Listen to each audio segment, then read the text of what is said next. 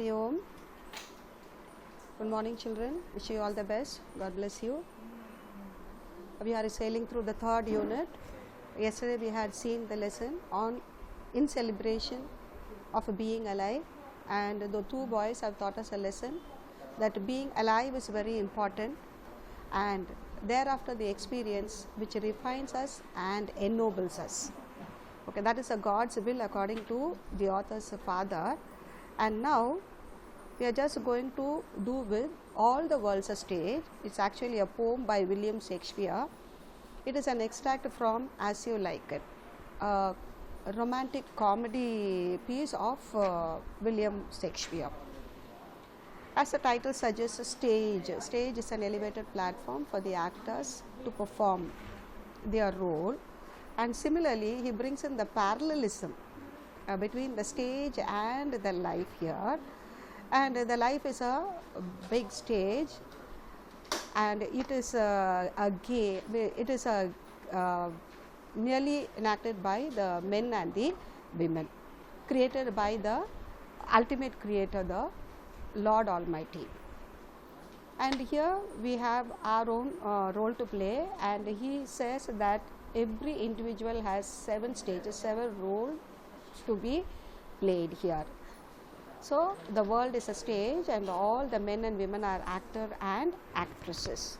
So that is what he means by the stage. Okay, stage is an elevated platform where the actors perform their role. Similarly, world is the biggest stage, and every men and women are the performers here. So all the worlds are stage.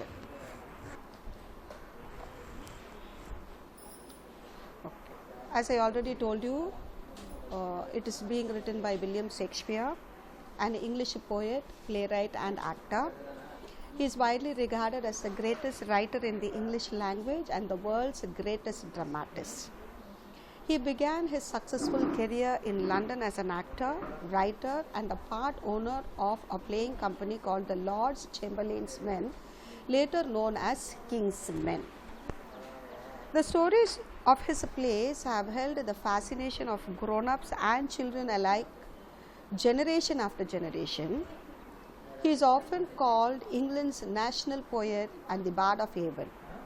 His writings have been compiled in various iterations of the complete works of William Shakespeare, which include all his plays, sonnets and other poems. Shakespeare died on 23rd April 1616 at the age of 52. As I already told you, now this is an extract from his romantic comedy piece As You Like It, where he brings in the various stages played by every individual here. First he begins with the infant. So the child is unable to fulfill his deeds, and therefore it keeps crying like a kitten. And thereafter the unwilling school going boy giving up his freedom and is made to learn what he doesn't want to learn. And thereafter you have the lover stage, where he spends his purple youth writing in poems, especially the ballads, talking about or singing about the beauty of his beloved.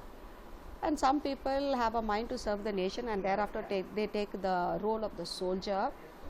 And this stage, for the want of fame and honor, is ready to compete and is ready to go to any level of extent here. And thereafter you have an adult stage, and adult stage is a stage where through his experience he gains wisdom, maturity and proper understanding, and guides others. And the 6th stage, he becomes an adult, he develops a belly, and all his clothes become loose and all that. He starts wearing specs and all that. And towards the last you have the 2nd childhood stage, and this is a stage where he forgets things, he loses his teeth, memory and everything, and therefore he calls it as a 2nd childhood stage. Okay. All of us are quite familiar with this life cycle of a butterfly, where you have this first stage, the eggs, and then later on developing into the caterpillar, and the caterpillar gets it into the pupa, and thereafter or 21 days or something like that, it just comes out with the flying colors like a butterfly.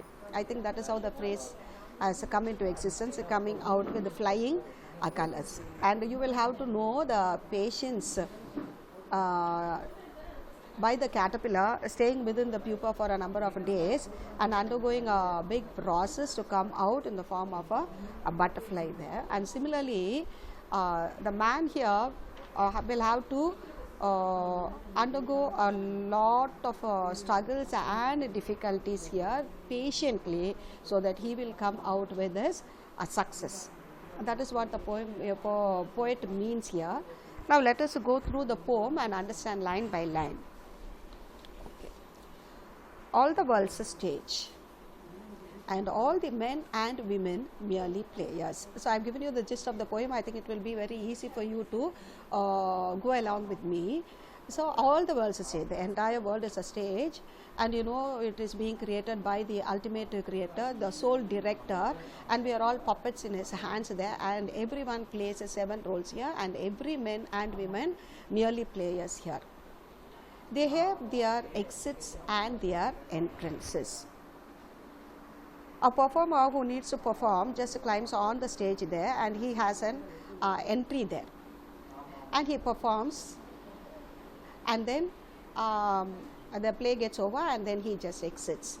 And here this exits and entrances actually refer to the birth and the death here. According to the author here, William Shakespeare here, he says the stage has an exit and an entry there. They have to climb on the stage entry pot, and then you have the exit point. And here you talk about the men and the women created by the God who take their birth and start playing their role, and once your role is over, they just exit, they die. So birth and death, exits and entrances here means a birth and a death. Okay, the world is a stage, and all men and women are merely players there, and they have their own exits and their entrances. Here he talks about the birth and the death. And one man in his time plays many parts. So each individual has many parts to be played here. His acts being 7 ages, and he talks about the 7 stages that a man will have to take here, will have to play here.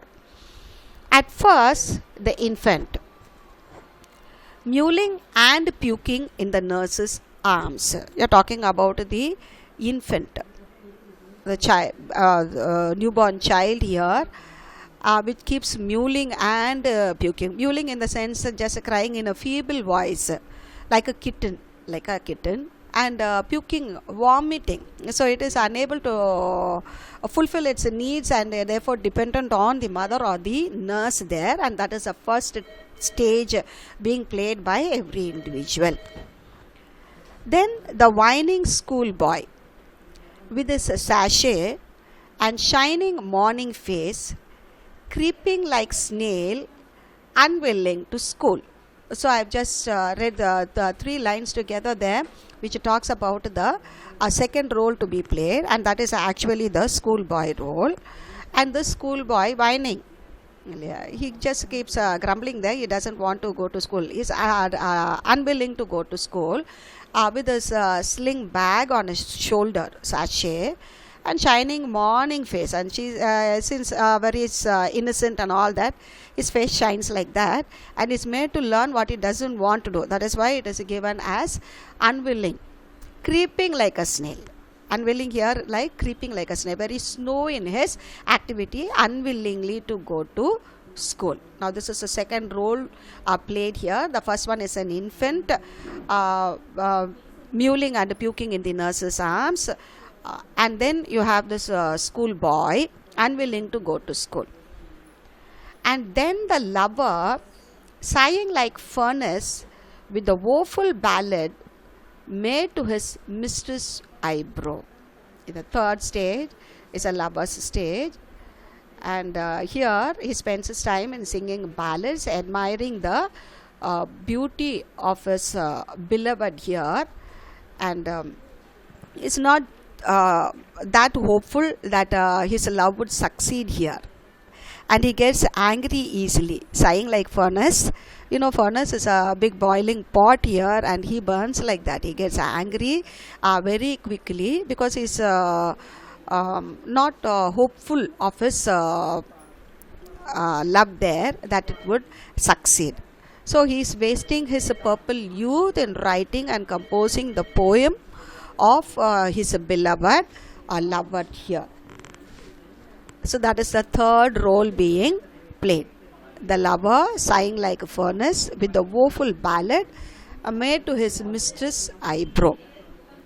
Then a soldier full of strange oaths and bearded like the pard, jealous in honor, sudden and quick in quarrel, seeking the bubble reputation even in the cannon's mouth. Okay, this seemed to be quite a different stage here. Only a few of us have that mentality to serve the nation here. And as a soldier, he swears, he's full of promises there. He's very strong and smart like a leopard here. Like the pard here refers to the leopard, a very swift animal, a ferocious lamb belonging to this cat family. And he is jealous in honor. He always wants the touch of honor and fame here, and is a very sudden and quick in quarrel. Gets easily wants to attach. So he is so much towards his fame and honor here, and is ready to go to any sort of expectation. He understands that it is only a momentary glory, but even then he wants to compete for this honor, seeking the bubble reputation. And look at the wordings used by the poet here, bubble reputation. The life of bubble is very short, you know, it is short lived.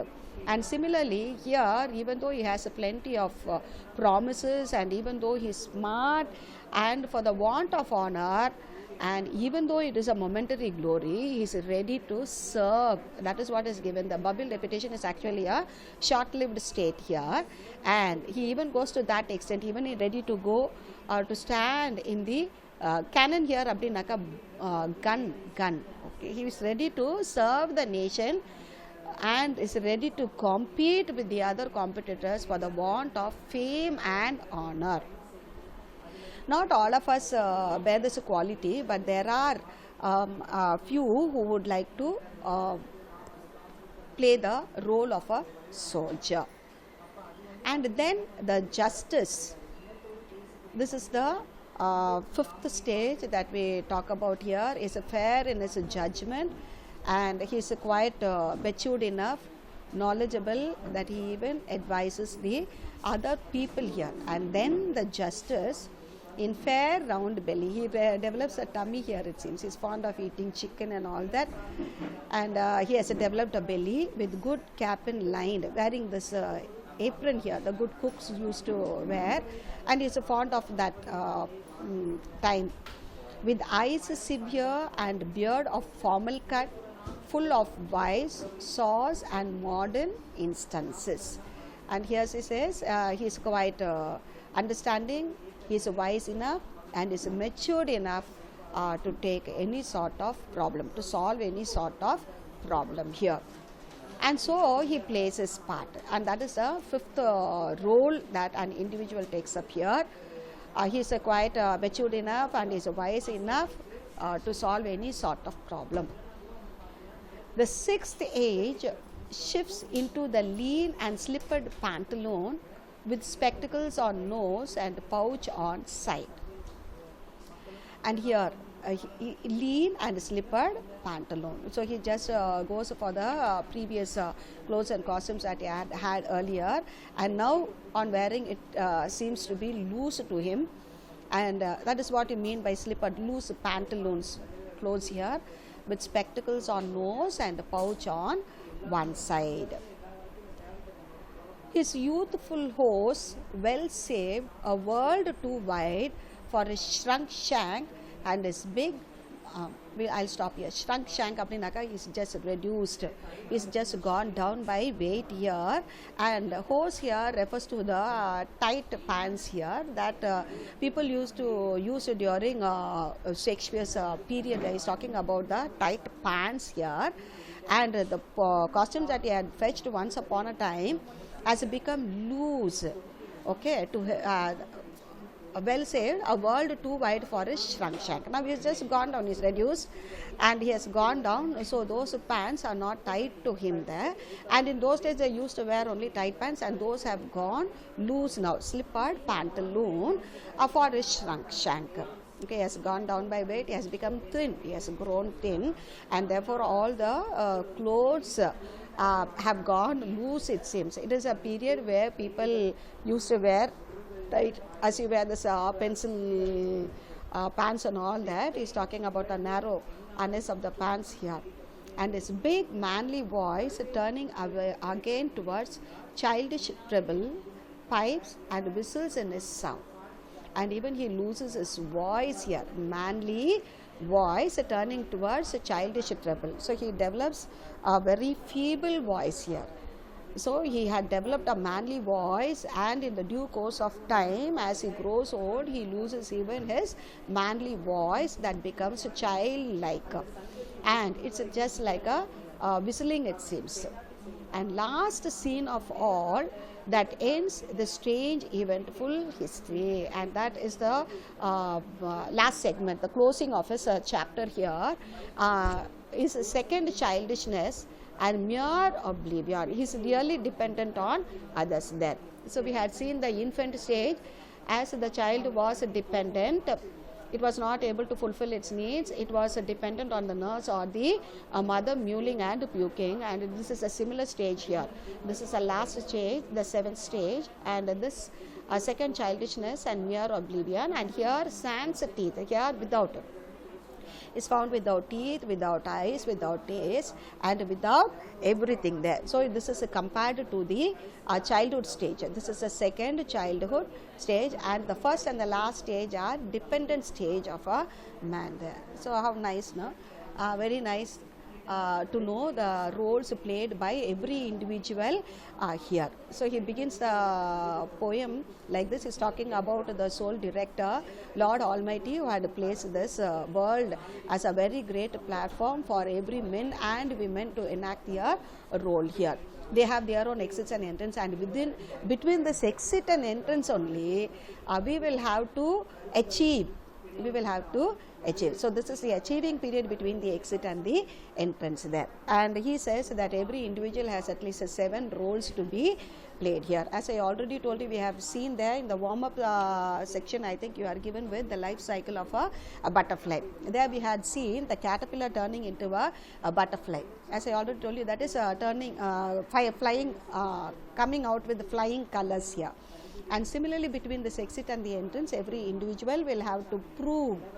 They will have to prove their capacity, and they will have to use the timing properly to achieve their goal or success. So let us line up the roles now played. The first stage is the infant stage, where the child is unable to fulfill its need, and therefore it starts crying like a kitten there, and it keeps vomiting on the mother or the nurse who takes care of it. The second stage is a whining schoolboy who is not willing to school, and he creeps like a snake there, because he is just nagged to learn what he doesn't want to do, and therefore he is unwilling to go to school. And the third one, the lover stage, who had lost his hope towards a love there, and he wastes his purple youth in creating and composing poems on the beauty of his beloved here. And then you have the fourth stage, a soldier stage, and this is a stage of honor and fame. For the want of fame and honor and to serve the nation, he is ready to go to any extent. He has his own promises there. He swears that he would fulfill his promises. He is quite rage there. He is very quick in his decision, and the reputation is just like a bubble, which is short-lived here. And thereafter you have a fair judge, the fifth role of a fair judge, who has a proper understanding and then who is wise enough to solve any problem. He's got lot of maturity to advise the others here. And thereafter the sixth stage he just grows thin. Fifth stage he develops belly and all that, he is fond of eating and all that. Sixth stage he loses that, the clothes become loose here, and then everything becomes loose, and he even loses his manly voice and becomes like a gradually turning to be a child. Then the last stage is a second childishness, and this is called the second childishness because he once again gets dependent on the others for his every move. He loses his teeth, eyes, taste and everything there. So that is what we come to know through this poem, that every individual has 7 roles to be played, and this is being written by William Shakespeare, and as I already told you, this is an extract from his poem, from his drama As You Like It, a romantic comedy part, and we just come to know the 7 roles here. Okay. All the waltz stage and all the men and women merely players, they have their exits and their entrances, and one man in his time plays many parts, his acts being 7 ages. At first the infant, mewling and puking in the nurse's arms, then the whining schoolboy with his sachet and shining morning face, creeping like snail, unwilling to school, and then the lover, sighing like furnace with the woeful ballad made to his mistress' eyebrow. Then a soldier full of strange oaths and bearded like the part, jealous in honor, sudden and quick in quarrel, seeking the bubble reputation, even in the cannon's mouth. And then the justice, in fair round belly with good cap and line, with eyes severe and beard of formal cut, full of wise saws and modern instances. And so he plays his part. The 6th age shifts into the lean and slippered pantaloon with spectacles on nose and pouch on side. His youthful horse, well saved, a world too wide for a shrunk shank. Shrunk shank has reduced in size, and his big manly voice turning again toward childish treble pipes and whistles in his song. Last scene of all, that ends the strange eventful history, is second childishness and mere oblivion. Sans teeth, sans eyes, sans taste, sans everything. Now looking at the key point, I hope you understand the picture given there. Let us start with the infant there, child, and then adolescent. Adolescent, of course, you can just split that into a lover stage and the soldier stage, and then later becoming an adult, and then special conditions, and then coming to this elderly stages there. So the world is also, let us summarize the entire poem now. The world is a stage, all men and women are actors, they have entry and exit. Entry and exit, as I already told you, it refers to birth and death. There are 7 stages in man's life. First, infant who vomits on the nurse, unable to fulfill his needs, he cries there. Second, a reluctant, unwilling to go to school. And third, the lover who is hot and woeful. Fourth, the soldier, jealous in honor, gets angry quickly. Fifth, the judge who is severe and full of wisdom. Sixth, an old man who shifts to loose pants as he becomes lean and wears specs, is breathless due to age. And here I think you'll have to add the voice range here, that once again becomes a childish treble here. Seventh and the last stage ends the eventful history. It is a second childhood without teeth, eyesight, good taste or any other sense. So previously we had learnt through the lesson that being alive is a celebration. So we have a lot of celebration, but being alive is the first and the foremost thing that you'll have to celebrate daily, and thereafter you will have to go for the enjoyment. We have understood that life is just not for mere enjoyment or recreation. Okay, we'll have to understand that it's here he compares life to a stage. The poet compares the life to a stage, and we have our own roles to be played. And between this exit and the entry, we have the limited time where we'll have to prove ourselves, fixing an aim and succeeding. Okay, yes. Now, life is a drama and everyone is an actor. At the end, one can say, I had a lover's quarrel with life. So, nobody is ready to give up. Anybody is ready to accept any sort of sufferings here, because we understand that sufferings refines us and ennobles us. Yeah. And life becomes bright only because of our sufferings there. It is experience that speaks. Experience is a very big teacher that helps us to understand what life is. So life along with the struggles only gives you meaning.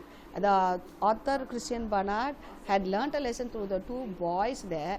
So their hope of recovery was not sure, but even then they were not bothered about their lives there. Okay, each they played the role of a driver and a mechanic there, and they had their own complaints, like they had done their best and maybe the wheels could have been oiled and all that. See, this is life there. Let us not bother about what is there. Let us be content and let us not bother what is left behind. So with what we have, we will have to prove our capacity and we'll have to do it. So life is a drama, and everyone here, I think you can just associate the meaning that we are just going through, because each unit has a concept to be done with. So we had seen that life is very important there, and it is meaningful only when we go undergo a lot of sufferings there, because sufferings make us a refined person here, okay, ennobling us. And here also, here through William Shakespeare, we come to know that world is a very big stage, and we are provided with a very wonderful opportunity by our birth, and before we die, we have lots to achieve. Okay, and we are just going to have a lot of experiences there. Usually we are taken in our own way of just spending it in a very smooth way, but when we are struck with the misfortune, only then we understand the importance of life. We are not bothered everything, we are just bothered only about of how to overcome and how to solve and how to succeed, and that is the meaning of life here. Okay, now let us go through this glossary, and here I want you to remember that we have comprehensive questions where we've got to answer. So synonyms and antonyms refer to the vocabulary part, but here in the name of comprehension you will be asked with the words given here. For example, exits means death, entrances means birth, and bubble repetition means that repetition is as short lived as a life of a bubble. And coming to the figures of speech, a poem is adorned with the sound effects and the comparative forms here. And sound effects, of course, I am not going to deal because you are quite familiar. We have been doing since lower classes here. I want you to go through the poem. Since it is given there on the system there, you can just go through the poem, just make your own way of understanding and pick out the rhyming words, and then pick up the pattern of the rhyming words there, and then just go with alliteration. Alliteration is nothing but the repetition of the consonant words or the assonance here. And coming to this comparative forms, first we have simile, and simile here is a comparison between two different objects with the same quality. They are having the similar quality here. And shining morning face, creeping like snail. And here the boy was so slow, it seems. He was not willing to go to school, and he was creeping like snail. He was very slow like a snail. So like is a direct comparison given here. The boy was creeping to school because he is forced to learn what he doesn't want to, and but he has a sling bag on his shoulders and he just moves very slowly like a snail, like snail. So it's a direct comparison. So simile you'll have to understand it's a direct comparison. Full of strange oaths and bearded like the part, and here he is very strong, he is firm, he is very determined. I think that this line actually talks about the fourth stage of a person here. This is a fourth role being played by a human here, and he is very strong like a leopard. It's a direct comparison. So simile is a direct comparison between two different things here. And then you have this metaphor. Metaphor is an implied simile. All the world's a stage. World is like a stage. So it is a raised platform by the Lord Almighty for everyone to play a role. So world is like a stage. Like is indirectly present here. See, the poet indirectly compares the world to a stage. Okay, so this is metaphor is nothing but an implied simile. And all the men and women merely players are like players. A poet indirectly compares all men and women to actors who perform the stage. All men and women here are the actors and actresses here, like. Again, like is indirectly present here, and therefore it is an implied simile. So metaphor is an implied simile where you have indirect comparison, or you can just take it in this way, like or as indirectly present in the sentence. Who are like players here? Men and women are like the players here. And where are they playing? They are playing on a stage. And what is the stage we are talking about? We are talking about the world that is like a stage. And seeking the bubble representation. A bubble repetition, actually, sorry children, it is printed as a representation, it is a repetition. The repetition of the soldier is indirectly compared to the bubble, which is short-lived. All of us have seen this bubble, it's in the water bubble, and you just play with the soap bubble and all that there, but it is very short-lived there. And here he wants to play the role of a soldier. He wants to play the role of a soldier for the want of fame and honor that is short-lived here, and that is what you come across in this part. Personification. Personification here, a non-living thing considered to have life, and here we are talking about an abstract quality, the voice here, and its big manly voice turning again towards the childish treble. The voice becoming feeble here, and that is what he means here. And I've given you an example for alliteration. Now, be bearing all this in mind, I want you to read the poem, and you'll have to fix the rhyming words. You'll have to fix the rhyming scheme, the pattern of the placement of the rhyming words here, and alliteration. You also have assonance, where you have the repetition of the vowel sounds here. Here we have the repetition of W sound. Well, world. His youthful horse, well saved, and a world too wide. W sound, well, wide. Okay, and this is your alliteration. Okay, children. So once again, let us summarize. So this is a very simple poem being written by William Shakespeare, which is an extract from As You Like It. As You Like It. And here he says that every human will have to play at least 7 roles there. He's talking about the infant, the schoolboy, the lover, soldier, justice, a fair man, an adult. 6th stage where he loses his strength and all that, wearing specs and all that. And the second childhood is a 7th stage here. Okay, once again, all men and so world is a stage. All men and women are actors. So they have entry and exit. 7 stages. First, infant. Second, unwilling to schoolboy. Third, the lover.